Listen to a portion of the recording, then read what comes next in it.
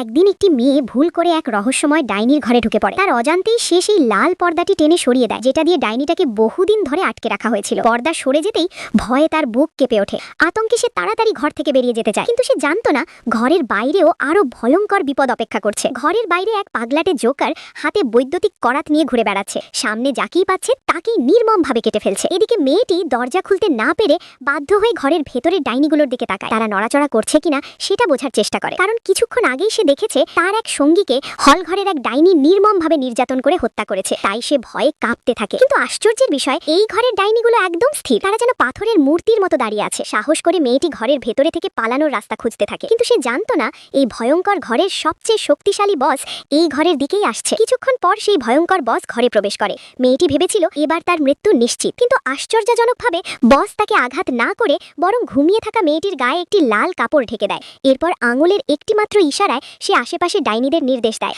আর তারা মেয়েটির জন্য প্রচুর খাবার নিয়ে আসে। ঠিক তখনই রাত 12টার ঘন্টা বেজে ওঠে। বস চুপচাপ নিজের ঘরের চাবি রেখে দিয়ে বলে গেল আগামী রাতে যেন মেয়েটি তার ঘরে আসে। অন্যদিকে বাইরে থাকা মেয়েটির সঙ্গীরা ভয়ে সারা রাত ঘুমাতে পারেনি। তারা দুঃস্বপ্নের মধ্যে রাত কাটায়। সকালে মেয়েটির ঘুম ভাঙলে সে দেখে সামনে অনেক সুস্বাদু খাবার সাজানো, আর পাশে রাখা আছে একটি ঘরের চাবি, যেটা দিয়ে সে আগামী রাতে নিরাপদে লুকিয়ে থাকতে পারবে। এতে সে খুব খুশি হয়ে যায় এবং আনন্দ করে খেতে শুরু করে। ভোরের ঘন্টা বাজতেই বাইরে থাকা অন্যরা সাহস করে হল ঘরে খাবার নিতে আসে। তারা ভেবেছিল মেয়েটি নিশ্চয়ই মারা গেছে, তাই তারা তার খাবারের অংশটাও ভাগ করে নেওয়ার সিদ্ধান্ত নিয়েছিল। কিন্তু হঠাৎ মেয়েটিকে জীবিত দেখে সবাই হতবাক হয়ে যায়। তারা বুঝে ফেলে মেয়েটির কাছে নিশ্চয়ই ডাইনির ঘরের চাবি আছে। সঙ্গে সঙ্গে এক সহপাঠী ছুরি বের করে তাকে চাবি দিতে বাধ্য করতে চায়, কিন্তু মেয়েটি রাজি হয় না এবং দ্রুত দৌড়ে পালিয়ে যায়। তবে শেষ পর্যন্ত